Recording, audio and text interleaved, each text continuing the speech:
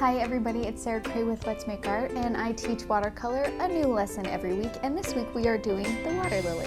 Fun project. You have no idea how many times I googled lotus and water lily and lily pads to make sure I'm using the right language. I'm fairly sure this is a water lily. It has to be then. If you googled it 3 times, that's right. Is that the number you... We had 4 people Googling this to make sure it's correct, okay? We will never have another macaron incident again. Disregard how old they were. Okay, so we are using our round 6 and our round 2 paintbrushes. These are our Let's Make Art Classic series. Great brushes. The Princeton Heritage series will work great as well. Use whatever brushes you have. Do a small one, do a big one, you're good to go. We are using Canson watercolor paper. And let's do the steps first, and then I'll do the swatches. So to do this project, our very first step, we are going to do a light wash on the lily pads. Our second step, we are going to paint the petals. Our third step, we are going to do the shadows on the lily pads. Fourth step, we're gonna go back into that flower, make sure there's not another layer that needs to be done. And our last step is just some final details. We'll do the center of the flower and any finishing touches. So just 5 steps on this one. We are using 4 colors. So our very first project is color. It's yellow ochre. Our second color is space blue. We've already completed 2 projects. What? First project is yellow. Did I say project again? No, but I wanted to say it for you. And it's done. Isn't it beautiful? Thank you for being here. We'll see you next week. Close it out. Our third color is orchid. One of my favorites. Oh, it's so good. And our last color is emerald green. Now, if you have the Dr. P.H. Martin Radiant series, I can give you those, what's the word? Equivalents. Emerald green, that's going to be similar to like a moss green. Orchid is going to be similar to cyclamen. Space blue is going to be similar to slate. Slate blue on Dr. P.H. Martin does have a purple undertone though, just to let you know. Yellow ochre, there isn't necessarily equivalent. Closest thing is probably honey brown. No, is golden brown. Golden brown and a mix of daffodil yellow, I would say, for the yellow ochre. When you say undertone of purple for the equivalent, yeah, that becomes important when? When you're mixing colors, because it's good to know what the undertones of colors are if you're trying to mix something. Also, if I had slate blue, and if I were, pretend this is slate blue, okay?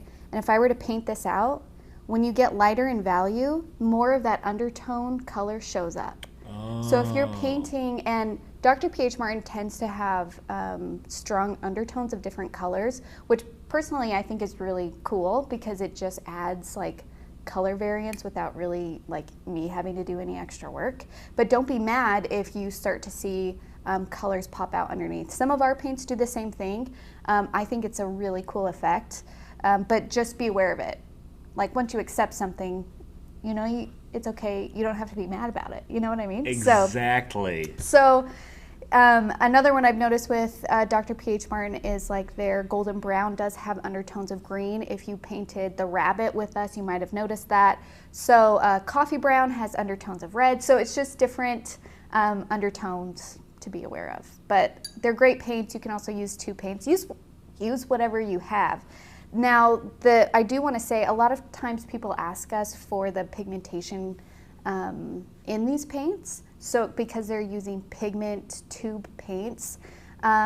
These are dye-based, and so it's not like I can say the pigment we use for this red is this pigment, so it will match your pigment paints. Does that make sense? So we don't have exact equivalents for 2 pigment-based paints because the materials to make them are actually different. So these are dye instead of pigment-based. I just wanted to throw that out there. So if you only have pigment tube paints or just 2 paints or cake paints, basically just do swatches to see which ones are similar enough. Because that's essentially what we would be doing to tell you that answer. So, okay. Let's do our outline, and then we will do our oath, and then we'll get to painting. So I have my outline here. I traced this image already, which is why it's yellow, but you can use outlines over again. So I'm using it over again. Nice. Why print another one when I can just use this one? You know what I mean? Totally. I have my graphite paper, which you can tell it has definitely been used and torn and loved, but I love graphite paper that has age to it. It's a little bit better. It's not as dark when you transfer, so don't throw away your graphite paper after one use. It's like a good Twinkie. You know, it's got to have a couple years on it. There we go. Before it's really good. Oh, I love a good aged Twinkie. Good aged Twinkie. Okay, so I'm going to tape my outline to my paper. I'm going to do my graphite paper dark shiny side down, and then I'm just going to start tracing. I always like to do a line and then pull it up to see how it has traced on there. Try and do yours as light as possible. I tend to trace mine dark while I'm filming so you guys can kind of see like what it is I'm doing. But for those at home, try and do it as light as possible. For a lighter line, just adjust your pressure. So either be like barely touching. I want to show you this side, this petal, I'm going to do a hard press. This side, I'm going to do a barely touching, like lifting my hand up, barely touching. Oh my gosh, it didn't even transfer. Let's try that again. A little bit harder. Okay, there's the difference. Pressing hard, barely touching, okay? So if you're having problems with your dark lines, practice. You know what I mean? Pressure control. Pressure control, which is actually a good thing to learn in watercolor anyway. Because that's how we like do thin and thicker lines with round paintbrushes, is by adjusting our pressure. Now the other thing you're going to notice on this outline is I have a lot of dashes. I put the dashes where there's a darker value or a highlight. I started doing dashes to remind you guys that this is going to be a transition value and not a hard edge. So be really light when you're tracing this, okay? It's more just a guideline for you guys, because I think sometimes, like especially when there's so many petals like this, it's really easy to get confused of what is an edge of something or what is a value transition. And so I started doing the dashes to kind of like help us determine what is what when we're creating, when we're painting on these. Also, if you have like a felt tip marker, your lines will be lighter because the tip of that marker is soft compared to like, you know, a Bic pen. Is that what they're called? Bic? Yeah. Yeah, or like a pencil. I think Bic is actually the mechanical pencil brand, but they probably have pens too. I'm not sure. Probably. I mean, who knows? Who really knows? Literally probably everyone watching this. And then I'm just kind of lifting up and checking to make sure I'm getting everything. You might, can they see that fairly well? Yes. Okay.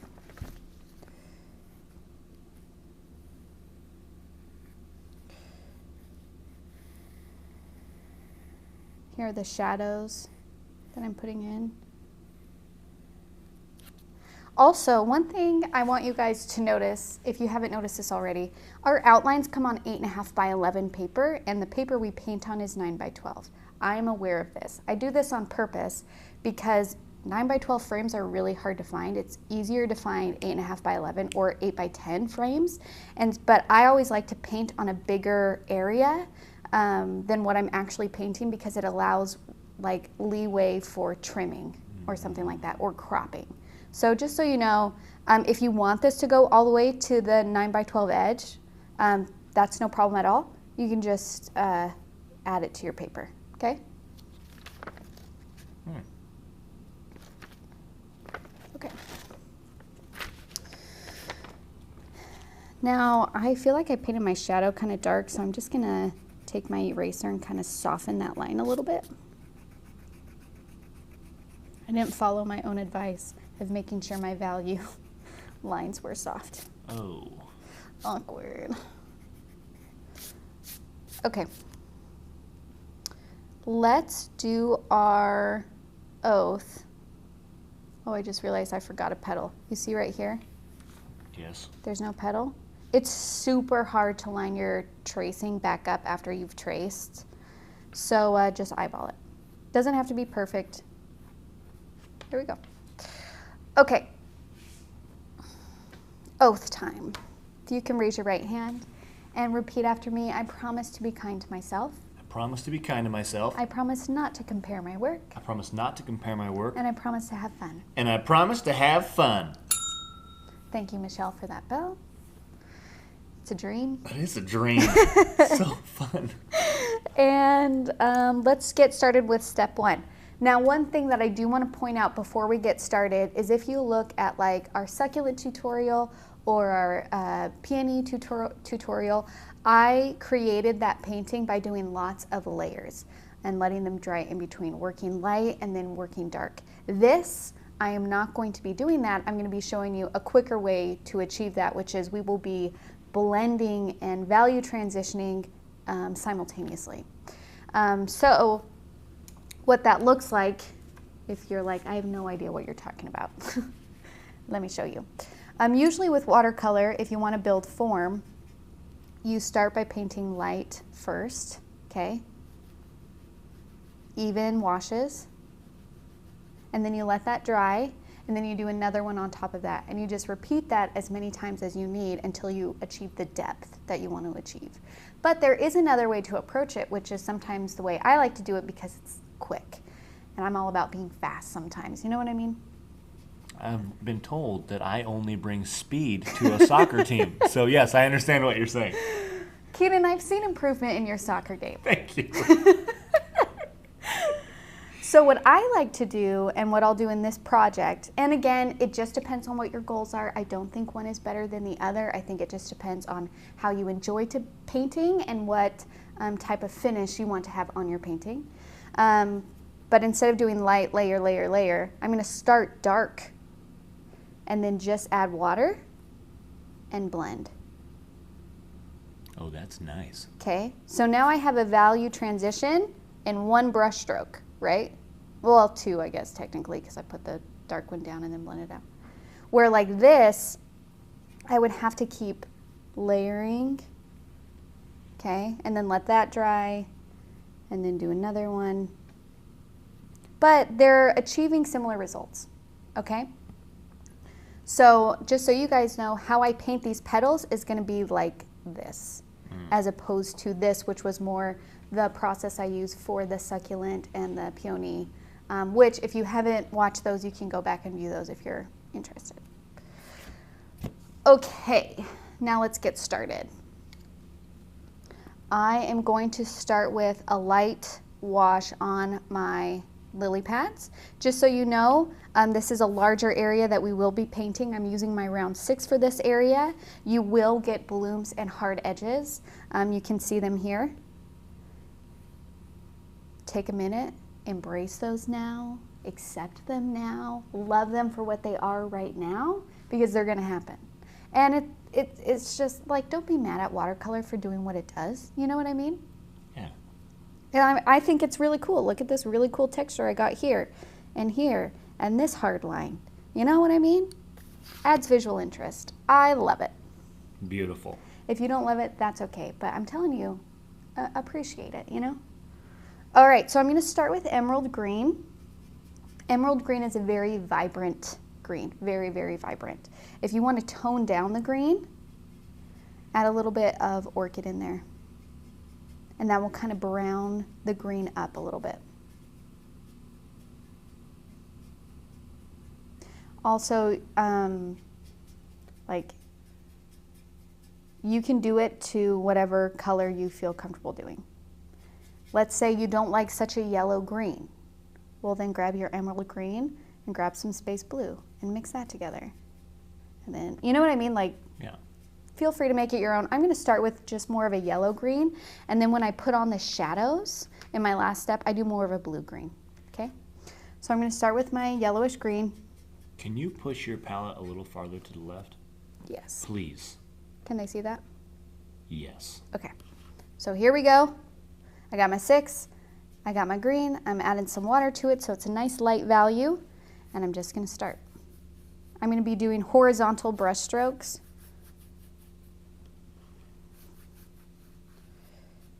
Try not to overlap your petal like I just did. If you do a little bit, it's not the end of the world. And just kind of like keep on adding. If you have a larger brush, that would probably be better to use, just faster. But this can be done with a round 6, so.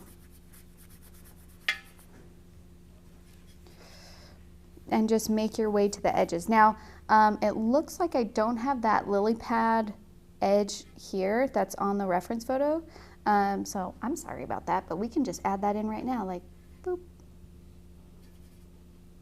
And you can also like adjust. Maybe this thing is mostly lily pad. Maybe you want to add water. I purposely left water out, but you can introduce it to yours. Our paintings can be different from each other, and like, that's okay. Mm-hmm.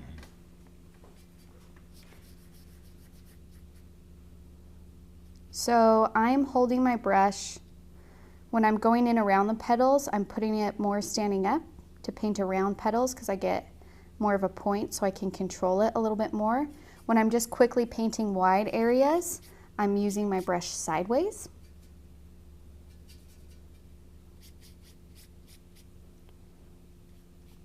It's okay if I'm starting to get a little bit of, like if some areas are slightly darker than others, slightly lighter, that's okay. I'm fine with a little bit of variance here. These don't have to be perfectly even smooth washes. Oh, those are my shadows, not a petal. Oop. There we go. Gets me every time. Ooh. Again, I didn't follow my own dashed advice. My dashed lines. Dashed advice. That's nice. Oh, too dark. But if it's too dark, like the beauty of watercolor is you just quickly grab water and blend it out, and then it's like not dark anymore, you know? It's great. Oh, lovely. Also, sorry, there's a little gnat. If you want to tape your painting down, because you can see mine is kind of starting to curl on the edge. If you want to tape your painting down to avoid that, please feel free to.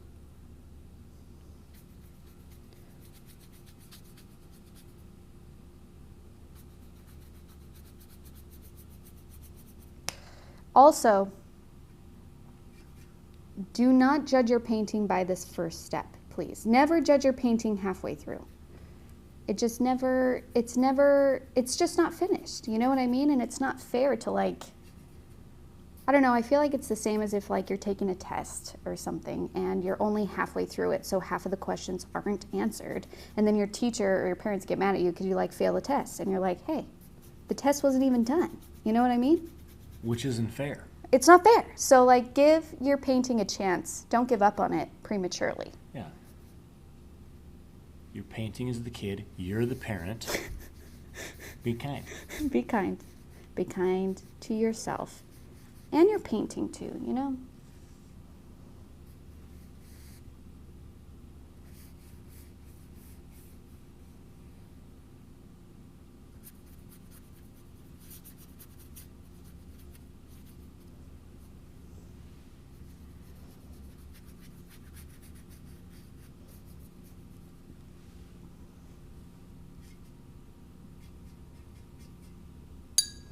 I'm just gonna paint that edge.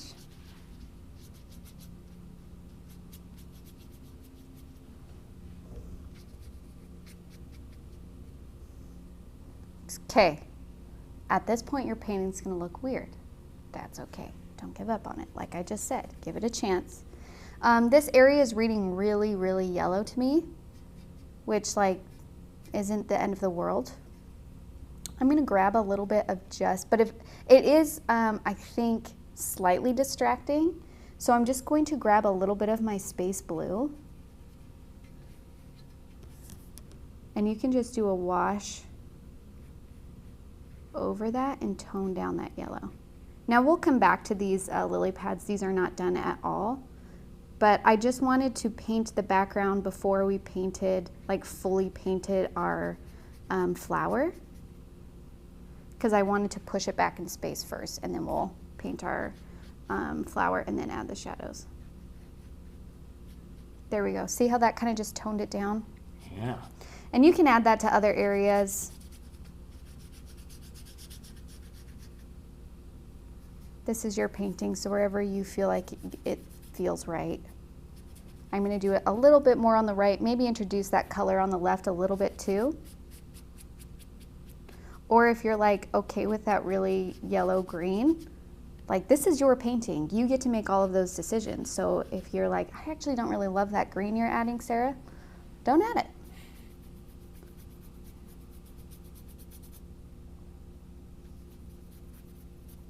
Wait, am I allowed to say that to you during this painting? No. Okay. Because you're not the artist, so you don't get to make those decisions. Touche, touche. But if you were painting one yourself simultaneously. Like, Sarah, I don't like the green you chose for this. You're not even painting this. Yeah. Okay. All right, now we're going to move on to our step 2, which is we are going to start with our petals, okay? Now, just a little note before I start.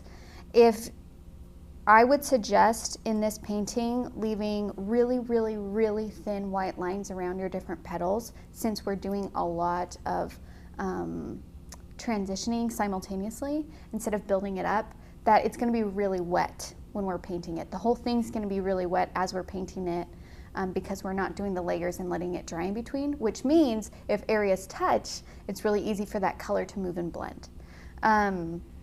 So to avoid that, you can just leave really thin white lines between the petals and also in between the lily pad and the flower itself. And we are just going to start. So flowers always start off from like a bud, right? Well, maybe I shouldn't say always because like I don't know every flower. But like most flowers, they start off from a bud and their petals are tight and then they bloom and they open, right? So where they start off, that center middle, that's where they're coming out from. That's where we're going to have our darkest value. What? What? You were doing this. I was blooming. Oh, okay. So if you're looking at our flower here, you can see that it's the darkest parts are that center middle. And then also the petals are casting shadows on each other, but like where they're kind of coming out from this area is where we're going to have our darker values. And that's true for most flowers. Maybe I shouldn't say every flower. Also, I'm going to switch my water because this is green and I don't want green tint on my orchid. So I'll be right back.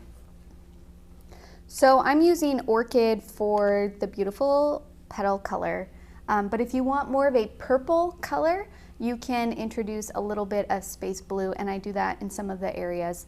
Like you can see, like on the bottom of this petal right here, I have more purple. I'll leave that up to you, how purple and how pink you want your flower to be. Okay, so I'm going to start with orchid, grabbing some orchid. And I'm just going to start on this petal right here. And it's going to be darkest at the bottom. So that's where I'm going to lay my color. And then I'm going to rinse my brush, hit it off the side of the cup, maybe even my paper towel too if it's too wet, and blend out. Now when you blend out, notice that I'm mostly only going to the top area and not going back all the way down to the bottom. And that's because I want to keep the values in their like spaces. You know what I mean? Mm-hmm. And that's our first petal. And it already has a value transition, so it already is starting to have a little bit of form. Now, like 2/3 through this petal, through this flower, that's where you're going to actually see it start to pop, okay? The forms start to emerge. I mean, that petal is popping. Popping. Okay. And I'm just going to repeat that process on all of the petals. So you just have to know when you're looking at a petal what part is going to have the darkest value, and then go from there. Little hint, it's like mostly always at the bottom. Okay. Pro tip. Pro tip, because that's where it's coming out of. Where, well, as I say that, this, I guess, technically would be coming out of the top on this one if this is like the top and that's the bottom. All right, I was wrong. But you know what I'm saying. Awkward. Okay, same thing. I'm doing this big old petal. I'm going to leave a little thin line in between because I don't want them to blend together. Starting out dark, you can follow kind of where your value outline is a little bit. Then I'm going to rinse my brush, hit it off the side of the cup, move that color out, rinse my brush, hit it off the side of the cup and my paper towel if I need to, if it's too wet. Sarah. Yes. Will you at some point, at any day, at any time, for any reason, do an entire month of just food subjects?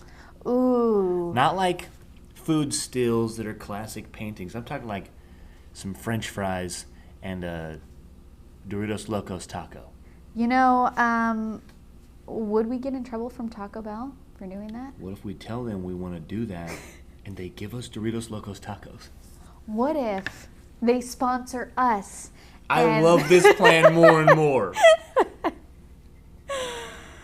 Well, you guys let me know. Would you want to learn to paint food? I'll do it. We'll contact I'll Taco paint Bell. a cheeseburger. I'll paint a taco.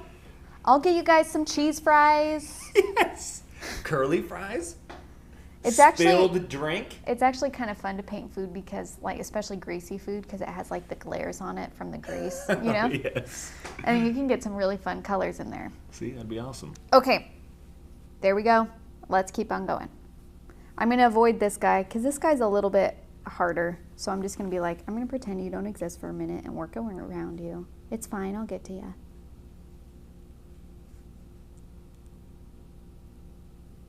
So here's my dark value. And here I go blending. Again, notice that I'm really only touching the top part as I blend out. And I'll show you what happens if you don't do that. Let's say, I'll do it on this petal. Let's say you put your dark in, leaving a thin white line in between so it doesn't blend. And then you rinse your brush and you start to blend out, but you go through the whole thing. And then you just like keep going. All of that color that you put at the bottom where it's supposed to stay dark, you're moving all of that up. You see? See the difference? So now it's an even wash as opposed to a value change. Okay? And we want that? We want the value change, not the even wash. Got it. So if that's happening to you, just get only water and put it on the part that you want it to stay light, and use water and your brush and your paper towel to lift up color.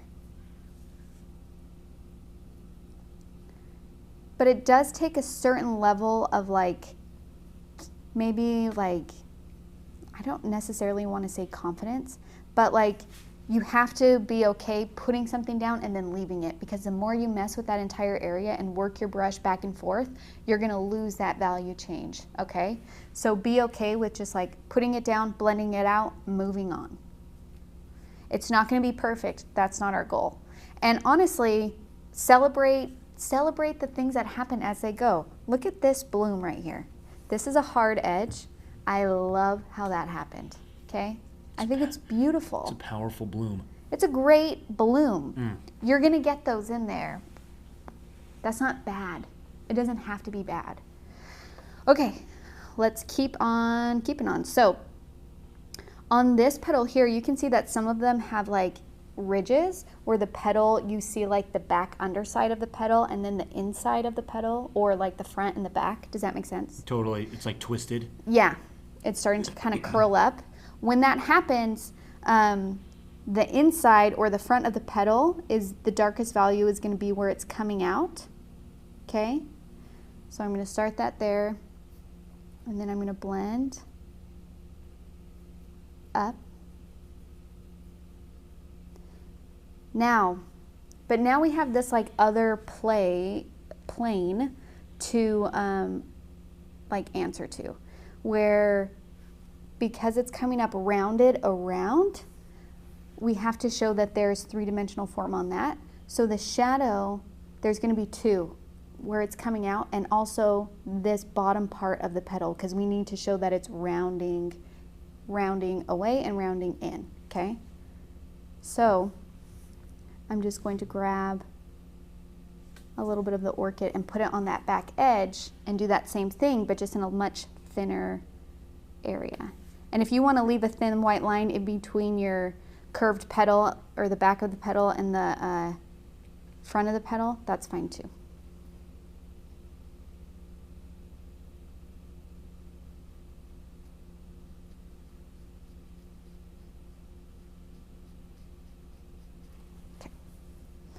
Also, I want to say that with this technique, I'm not saying that you're not allowed to go back in there and do another value layer on that. I'm not saying that at all. And honestly, when we get to step 4, which is when we go back into the petals, that's probably what I'll do, is I'll really darken some of these values to really accentuate the form. For me, it's just another way to approach it. Okay, so just because we're doing this in like one go doesn't mean that you're not allowed to go back into a petal. Okay, and just keep on repeating. I'm going to do this guy. We have a little gnat here. What should we name him? I want to go with the name Frank. Frank. But I feel like that's not quite right. I feel like it should start with an N. N? Because gnat. Gnat. Okay. N. Ned? Ned. Waking Ned Divine is a movie, and I love the name Ned. Ned the Gnat. Ned the Gnat. Let's see if he comes back for another visit.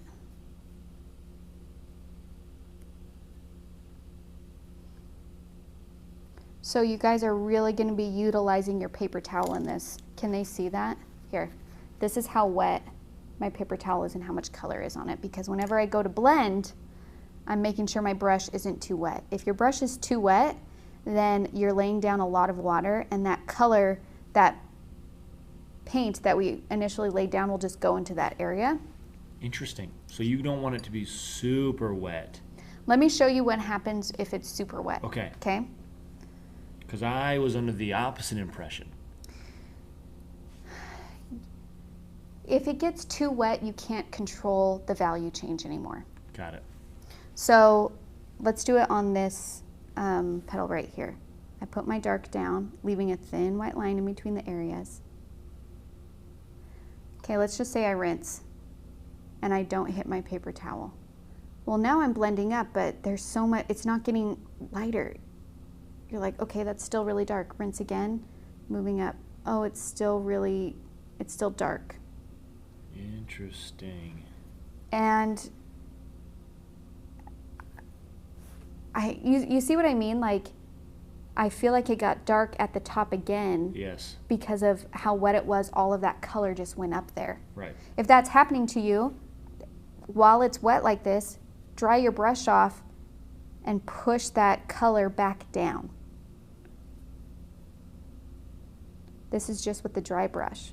Or towards wherever you want your darkest value. Yes, you can use your brush to kind of be like, where do I want my values, my color to go? Oh, I want it at the bottom. Okay, I'm going to be pushing that color towards the bottom then. Okay? And look how much look how smooth that transition looks like now, because I got rid of that extra water, pushed that color back down to where I wanted it to be.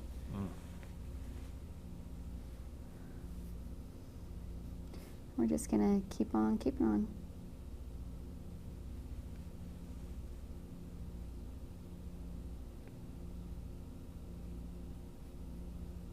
There's my dark. That might have been too much dark, but that's okay. We have seen that we can lift a color a little bit, so don't let that stress you out too much.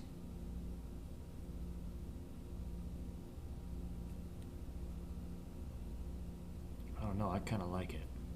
How dark it was Yeah. as I lifted it away. Yeah. As you took it away. As you're saying, I like that. I'm like, well, then we can't have it. I'm the artist, Keenan. He likes aged Twinkies. And soggy cereal. I will never move past this, just so you know. Okay. Well, you don't like fast breaks, so I can't move past that. You guys, I do have to tell you, and we're just going to be repeating this, so don't feel like I'm abandoning you. Just keep on going with your petals. Keenan told me about this really great dumplings place in Kansas City. Oh, yeah? And I was just like, who? And he was like, it's so good. I'm like, is it really good? He's like, it is so good. I'm like, who else have you taken there?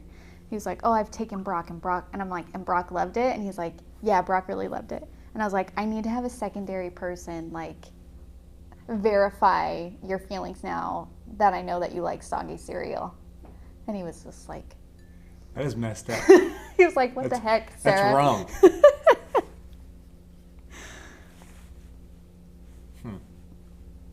And it was good. It was so good. Really great dumplings. Dumplings? Mm-hmm. I think so. That's what they're called, right? Yes. Boiled and pan-fried. So good. People are going to ask what it's called. Are we allowed to advertise? I don't think it's advertising. It's just sharing our It's in experience. Kansas City on 39th Street. Just a public restaurant. It's called Blue Koi. It's called Blue Koi. I'm like, are you going to say it? Are you not going to say it? Are you going to say it? It's called Blue Koi. It's delicious. Okay. Here we go. Still going strong.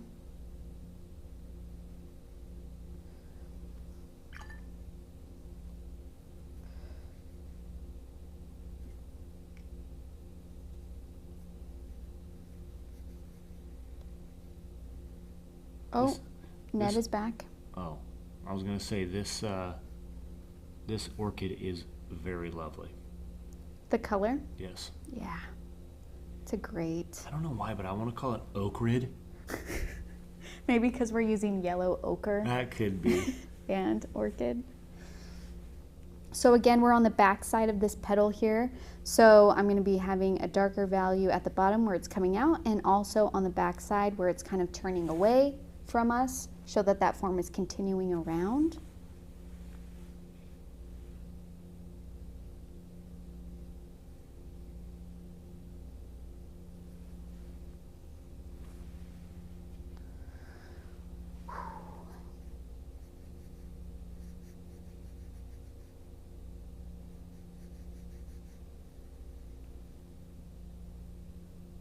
Keenan, what's your favorite thing we paint when we paint? Is it like the loose paintings? Is it the flowers? Is it like animals? Like, what's your favorite subject? Okay, that's a tough question because what I originally thought what I was going to enjoy the most wouldn't have been what I think is now my favorite. But I don't know how to explain this. So, bottom line, I love the city landscapes.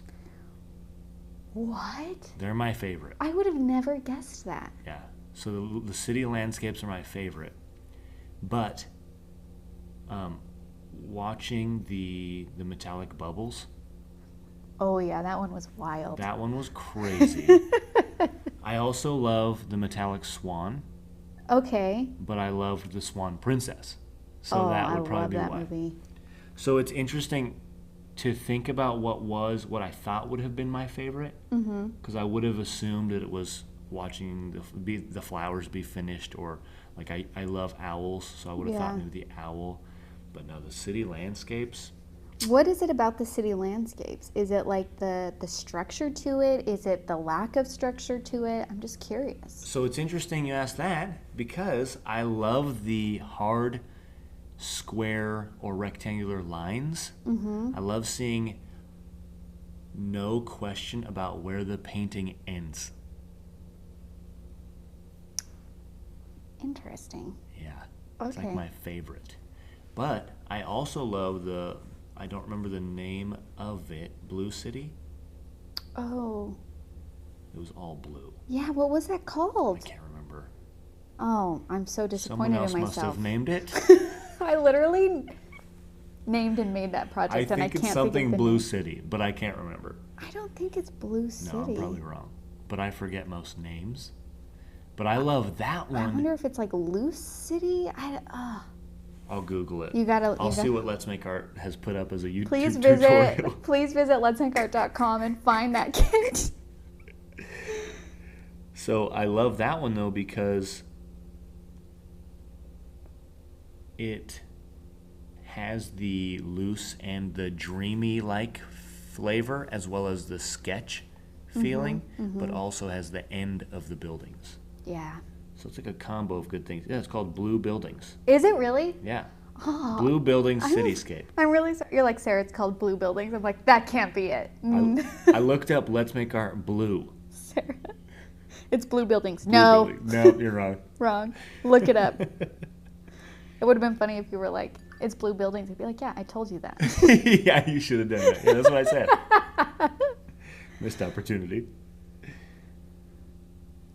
Okay, now when you get into the top part of these smaller flowers, it just gets a little bit tricky because you want to make sure, like this little petal that I'm working on right now, it's really small, but we have to make sure that transition is still fully there, because if we don't, then what happens is it will automatically go into this next petal and it will seem like one petal, okay? So when you get into these tiny ones, really kind of like, if you need to switch to your round 2, if that's easier, you can do that. But make sure that it's a lighter value, like clearly, before you start on the petal that's right above it, or else it will just feel like one. Okay? Does that make sense? Yes.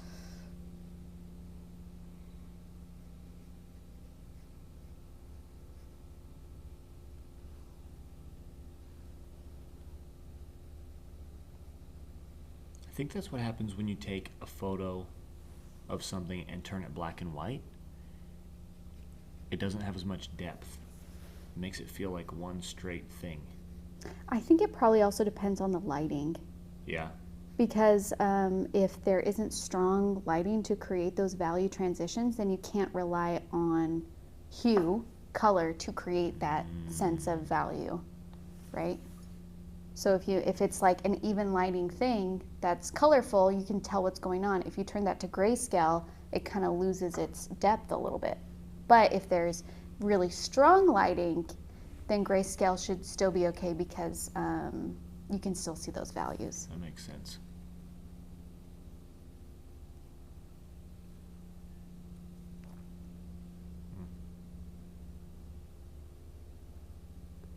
Also, I don't really have a rhyme or reason to doing the petals, the order that I do them. I tend to, the ones that I know are going to be just a little bit tricky, I tend to wait till the end, like this guy. You can see he's just not done yet. Or like sometimes I'll do all of like these rounded edge petals. I'll like paint all of the inside or fronts of the petals and then do all the edges at once. You know, I kind of switch it up. I don't think that there's one way to paint something or to do it. So if you're wondering that, there's really no rhyme or reason to how I'm attacking these.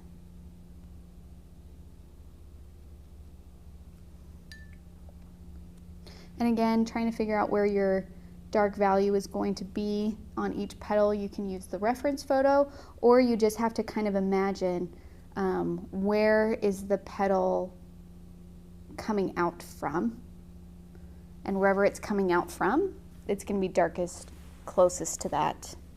Does that make sense? I don't. Yes. Yes. Yes. Like, I know if I was holding this petal in my hand or looking at it, this ball, like there was the ball right here that it unfolded from. So I know that this petal is coming out from this center, so it's going to be darkest here. Gotcha. Okay.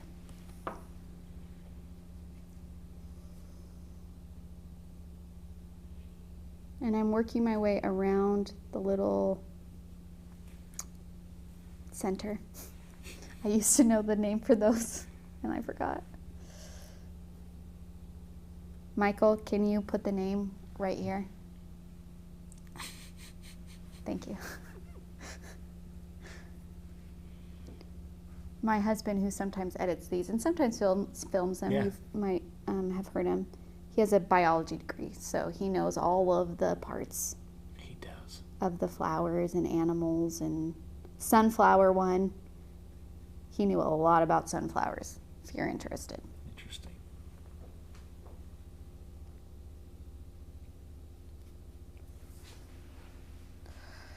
Okay, we're almost done with our petals. You guys are doing great. Just keep on keeping on.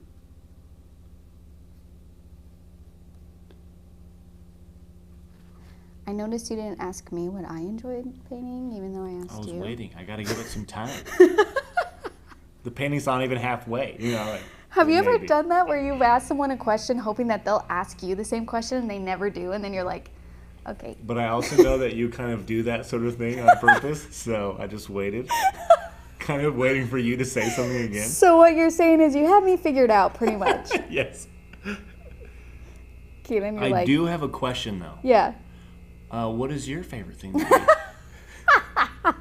we paint? Oh, thank you so much for asking, Keenan. I wasn't expecting that question. I didn't think you would bring that up. But since you have... You're welcome. No, I'm really into... It changes regularly, but I will say that when I first started painting in acrylic and in high school, flowers were my favorite thing to paint.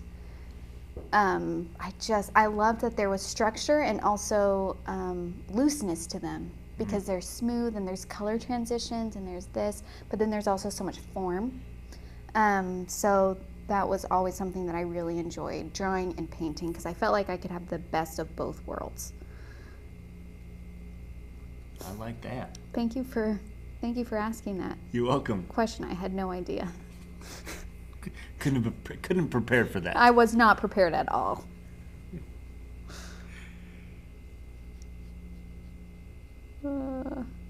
Okay.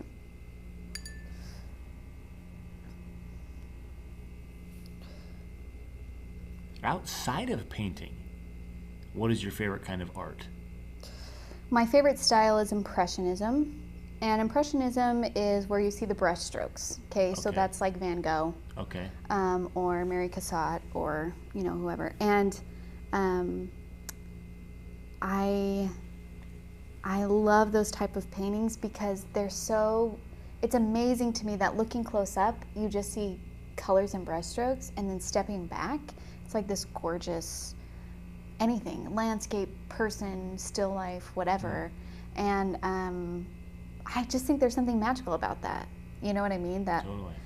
Looking up close, you might not be able to tell that, it's the color transition on water or whatever. But far away, that's exactly what your brain is seeing. And I love that. And I also feel like Impressionism focuses a lot on lighting and color, because I believe that's how it started, was these artists were trying to do like in the moment paintings. So they were trying to do it quickly, have it done in one sitting, as opposed to going back to it for over and over and over again to get it perfect. It wasn't about that. It was like capturing the moment. So they had to paint quickly. That's why you see those brush strokes, really expressive to show form, just by the direction of how the brush strokes are. Or anyways, I'm getting all excited talking about it. I can feel myself getting chills. That's my favorite style, mostly landscapes with impression. In the impression style is my favorite paintings to look at.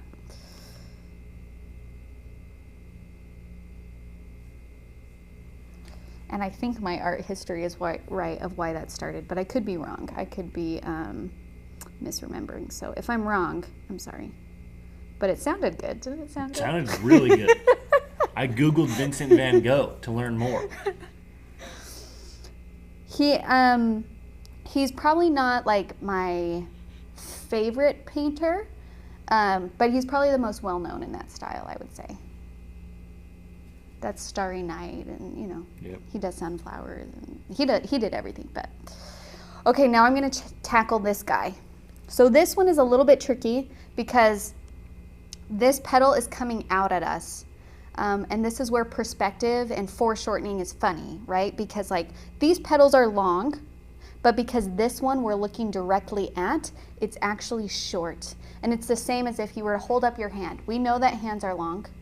We know that arms are long. But what, oh, you're just, I'm just copying. Practicing.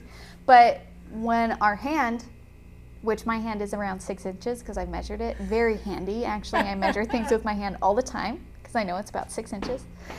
My hand, what happens when I do this is my 6-inch hand now goes to about 1/2 inch because of perspective and foreshortening. And that's the same with anything. Anything that is long and then turned towards you, it's no longer long. But our brain has a really hard time with that because we're like, we know hands are long. Hands are not 1/2 inch tall. So that's why when sometimes when you see drawings or painting and the perspective is off, it's because our brain is having a really hard time figuring out that foreshortening and that perspective. So that's what's happening with this petal. We know this is a long petal, but it's coming out at us. So it's short, actually, but we still have to communicate what it is. So I have it short. It's coming out from this like central ball area. So that's where the darkest value would be. And then I'm going to transition to a lighter value. But then also because it's angled at us and it's coming out and it has a back, we also see this back part of the petal that's rounding out towards us. So we have to communicate that separately. That darker value is going to be on the bottom of this. And then we transition that out.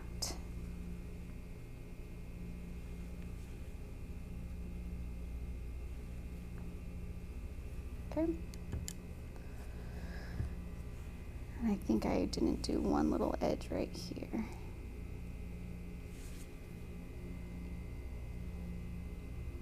And I'm going to switch to my 2 actually to do this little rounded edge. And then we're going to take a break from our petals. They're not totally done, but sometimes you need a visual break from what you're working on, move to a different area, and then you can better come back to the area and figure out what it needs.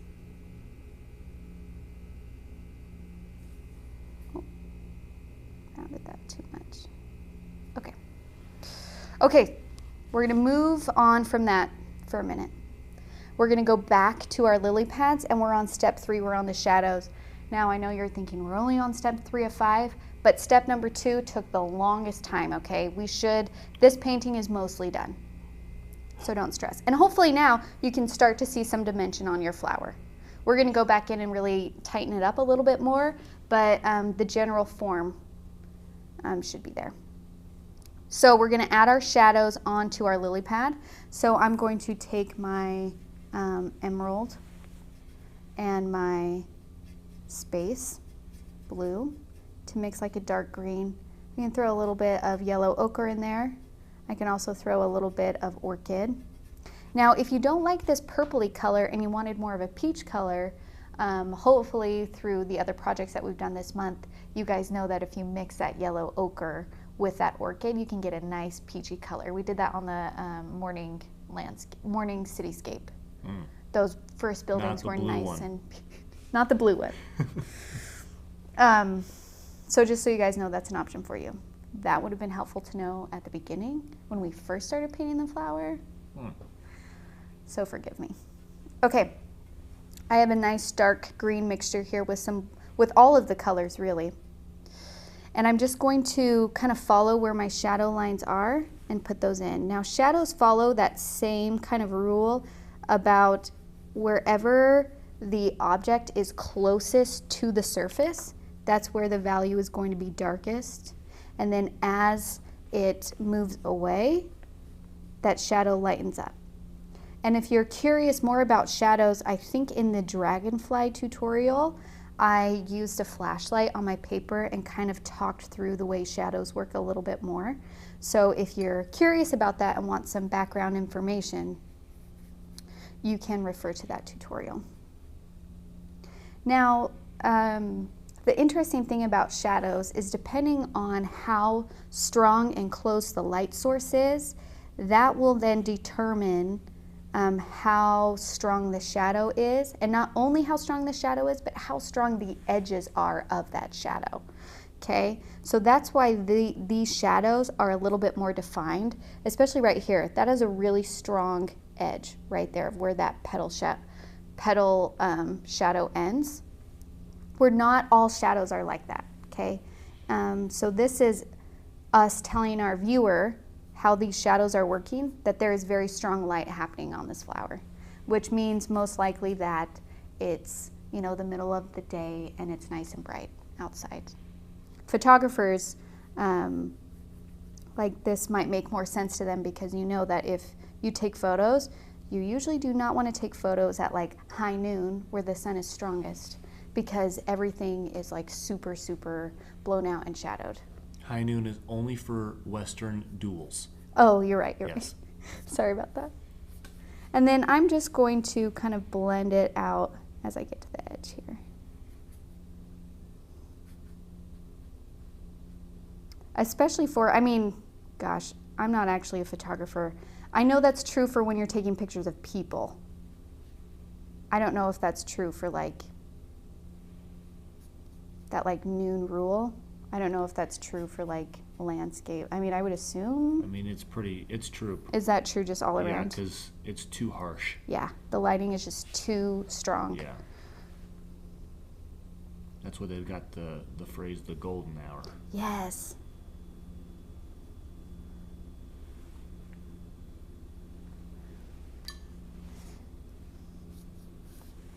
Now, the thing with shadows that I also want you guys to keep in mind is pay attention to the direction of your brush stroke when you're doing these shadows. Because what we have to remember is these shadows are actually on the lily pad. They're not separate from the lily pad. So if your lily pad lines are going horizontally, then your shadow line should also go horizontally instead of vertically because it's a shadow on that thing. And it's not independent from that thing. Now I kind of layered this one a little bit as if this lily pad is kind of overlapping this one a little, and that's why there's a shadow. I gotta move my palette for a second. How often do you see lily pads? Like, have I ever seen one? Sure. I have seen them before. When Michael and I went to the Azores, there's this gorgeous, oh my gosh, what is it called? It's a park of just like plants and botanical garden. That's what I was gonna say. And I can't even talk about it, how beautiful it was. But anyways, there's like this beautiful water area with all of these lily pads. There was a flower just like this all through them. It was so beautiful. That's cool. That's like my one experience that I like fully remember. I've only really seen one, and it was here in Missouri. Oh, really? Mm-hmm. Ned is back. How was it? Was it just magical? I mean, it's kind of magical. There are cows there. So Cows it's a always little different. It's a little different cows from always the at a level. It's a different kind of beauty. Okay. So there's our shadows. You can see that it's actually popping our flower off a little bit more because we kind of defined it on a different plane, pushing those lily pads back. And this is kind of where you guys can have fun with these other areas. Now that we've like really established our shadows, you can just add color and value variation on some of these areas. It doesn't have to be perfect. You can also drop in color, like if I want to do just yellow ochre right in there, because why not? Or maybe just like straight blue. Well, that was mixed with green, so it looks green. But like, don't be afraid to play with like these colors and areas and things like that. I'm gonna add, I feel like this area is a little bit too plain, as in similar color, similar value. So I'm just going to like throw a different color in there.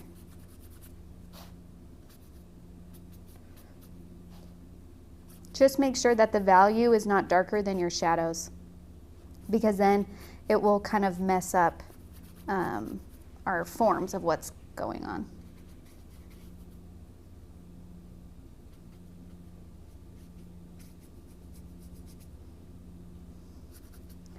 Then I'm gonna do just like, I like how I did kind of a dark edge right there. I'm gonna do that same thing. I'm gonna grab my 2.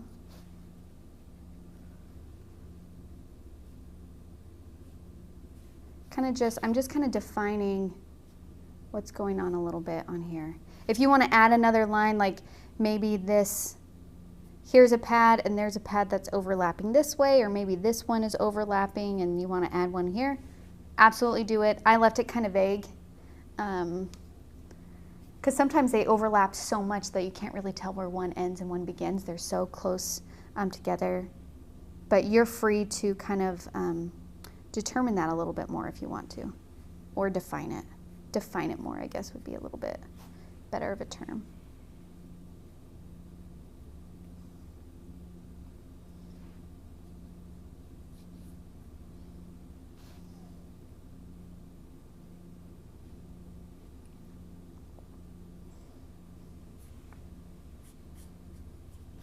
Okay.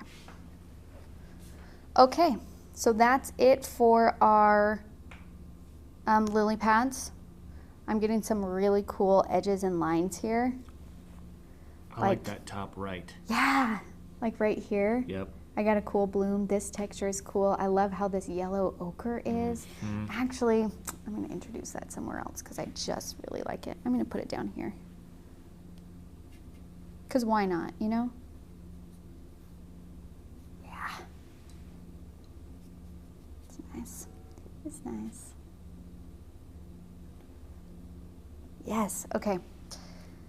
I have a lot of blooms and hard edges here. I love that there's like a hint of like turquoisey mint. Oh, yeah. Right there. You know what I mean? Like, take a minute and appreciate these different accidental elements. Okay, now we're on to step 4. We're gonna go in and kind of finish off our petals. By finish off our petals, this is kind of where, now that we've like defined them, we can go in and start painting in the white edges a little bit and also darkening some of these values. So especially kind of where these petals are coming out right from the center, I want to make sure those are nice and dark. So I'm going to switch to my round 2 and I'm going to grab a little bit of this space blue to mix with my orchid to get a darker purple.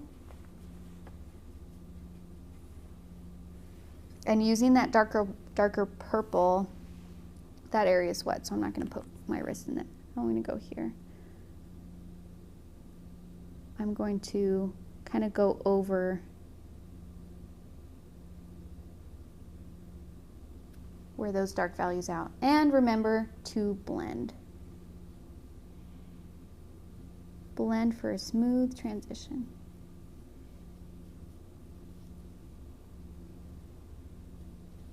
And if you need to switch to your 6 to blend, nothing wrong with that. Use whatever brush feels comfortable or use both.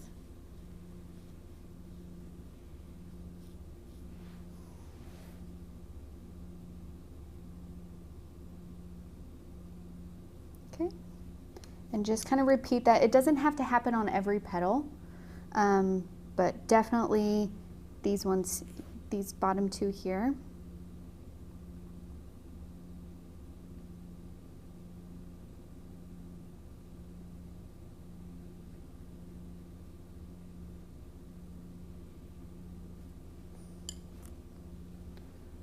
Already I start to feel a shift in my petals, how far away they are, how much form is to them.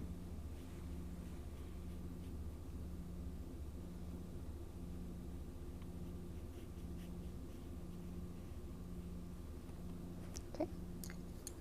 Same thing on this kind of foreshortened petal right here.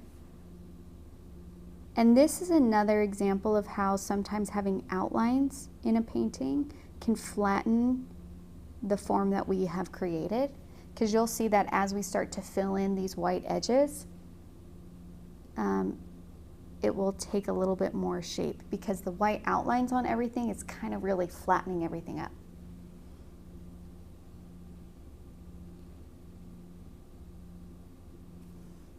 Like just in this area, I feel like has more dimension than this area.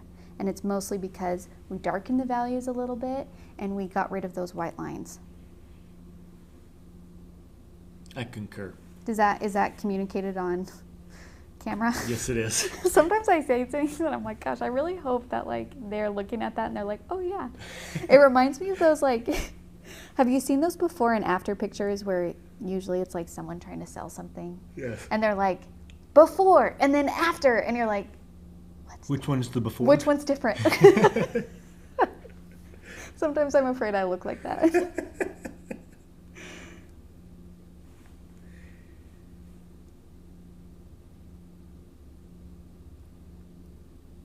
Okay.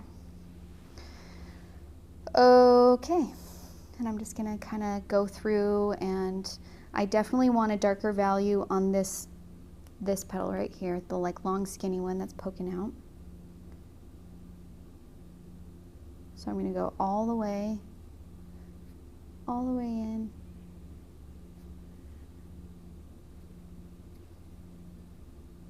Then rinse your brush, blend out.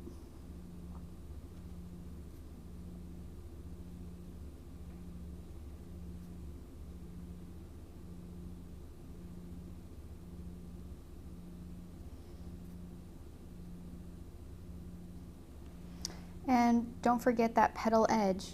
That one also would have a shadow on it. The rounded back, I guess is what I should call it. Okay.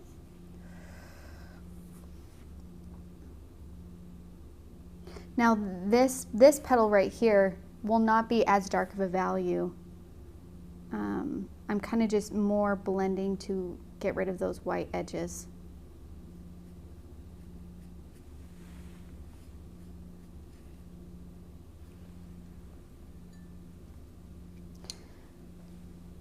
But make sure that when you're like filling this out and getting rid of these edges, that you're paying attention to like the shape of the petals. Because like this petal, I want it to feel round. It wasn't feeling round, so I need to like round the edge a little bit, and on this bottom petal too. Just so it feels nice and round.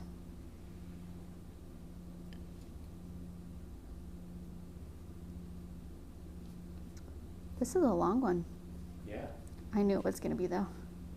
I try and save the longer ones towards the end of the month. Kind of build up to it, you know? Yeah. We're over an hour. Dang.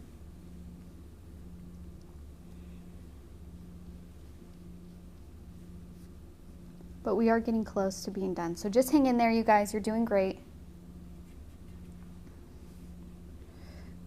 And again, just kind of going through, getting rid of the thin white lines in between. Wherever there is a really dark value, or should be a dark value, we're putting those in. Again, not every petal is going to need it. On the ones that don't need it, I'm kind of more just blending to get rid of the white.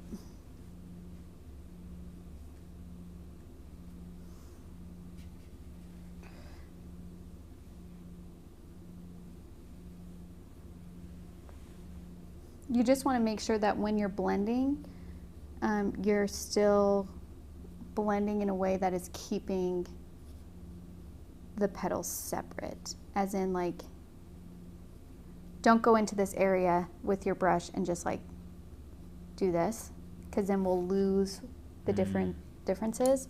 Go in and be like, okay, where does it make sense? Like, what part is going to belong to what petal?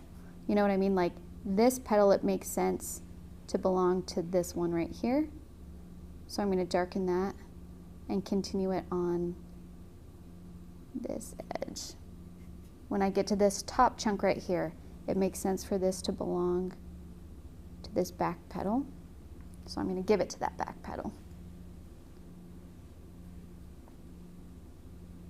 Now this white area, it makes sense for it to belong to this petal, not this one. If I made it belong to this one, then it would look like a jagged. You see what I mean? Oh, yeah. So you have to think of like the shape of the petal and where those curved lines make sense, and that's how you divvy up those white spaces. So like it makes sense for this one to belong to this one because that's where the line is already going.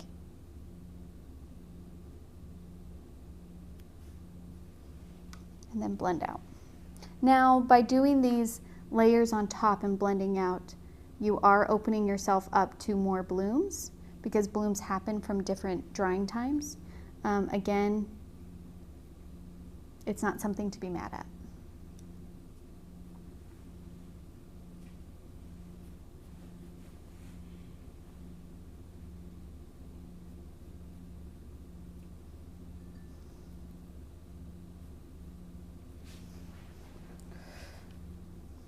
If you do want to leave a little bit of a white edge of where the front and back of the petal rounds, I think that's okay.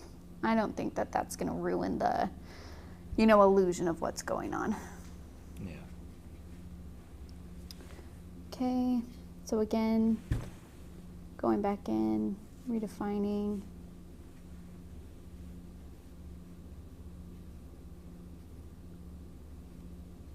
Getting rid of the white lines where it makes sense.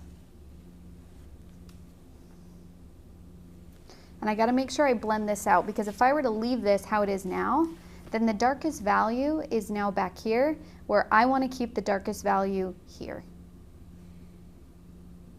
Because from the form and how this is coming out, this is where the darkest value would be. It's the actual center part where it's coming out, and all of these petals are casting a shadow on this area as well. Where this is kind of more towards the top of the flower, so it doesn't really make sense for the darkest shadow or value to be like on the top petals. It should be on the bottom petals. Yes, because the light is coming from the top. And they're coming, these petals are coming out. It's like the shadows rule. Oh. You know what I mean? I don't know if that makes sense. Let me think if I can explain that more clearly.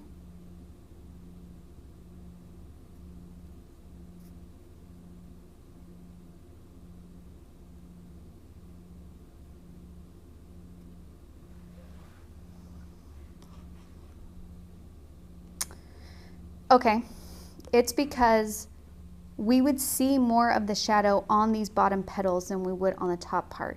Because these are at the bottom and large, it gives us more of an opportunity to see that they're coming out from the center. So that's where it would be darkest and heaviest, at the bottom. So all of this is casting a shadow on these two. Also, this is kind of where all the petals are stemming from. So we see that. Whereas these guys at the top, we're not seeing that, how this is the perspective of it. It's on the other side of the petals, it's near the top, so we can't see the bottom where everything is stemming out from. So it would not make sense for our darkest value to be up here. It would make sense for our darkest value to be down here. And this is what I mean when I say things like your painting will inform you as you go, because like saying and seeing that, it makes sense for me to do one more value, like really dark right there, to be like, that's where stuff is coming from, you know? Just say yes. Yes. Just say yes. You did a good job of explaining it. I was just also thinking about other water lilies. Sorry for my delayed response. It's okay. All right, so I've cleaned up a lot of the white areas. Sometimes all it needs is just a light wash. Like here, like that. That just needed a nice smooth light wash, because these petals are still defined, separate from each other. Are you trying to kill Ned? Did you see that? Oh yeah, he's still there. Dang it. Please don't be mad at me. Ned, I'm sorry. I missed him. He's still there. All right, you deserve to be there. I tried to get you, I missed. Keenan called me out. Poor Ned. I guess Ned just wants to be part of it the same way that Oscar does, you know? Exactly. Okay. Okay. I'm feeling good about my values. Looking at yours, this is where you guys need to look at your paintings and see like where do I need to make it a little bit darker, or where do I need to create space in between some of these different petals. You know, are these different areas clear?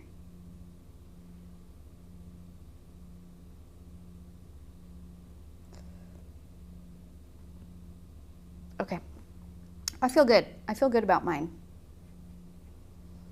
Of course, there's always, you know, this is where it gets tricky, because this is where you got to be like, no, I feel good about it. I'm going to walk away as I'm still painting. But I always like to suggest for you guys to take a break from your painting before you make a decision on it.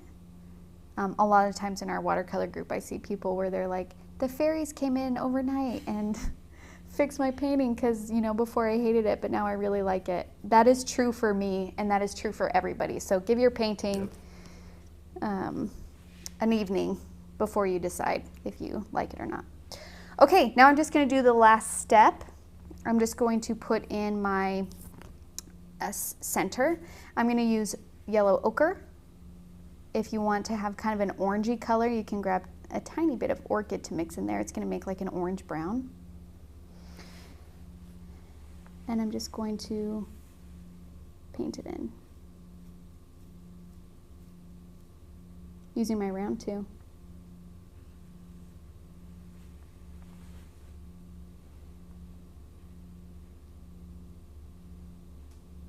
If you want to leave a little bit of white around it, you can. Those can act as like highlights a little bit, you know.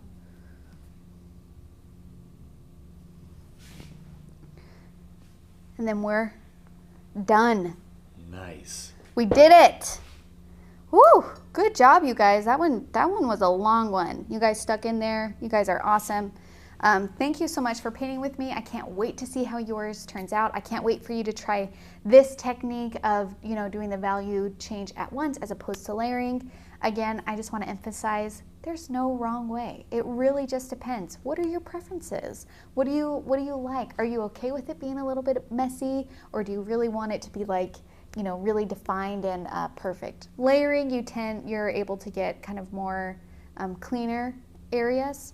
But not always. You know what I mean? Yeah. Like, gosh, watercolor, it's a trip. Great. So just take a minute, appreciate your blooms, appreciate the color changes, appreciate the lines that you weren't expecting. This is the magic of it, you guys. It's like here the whole time. If you need any of these supplies, you can find them at letsmakeart.com.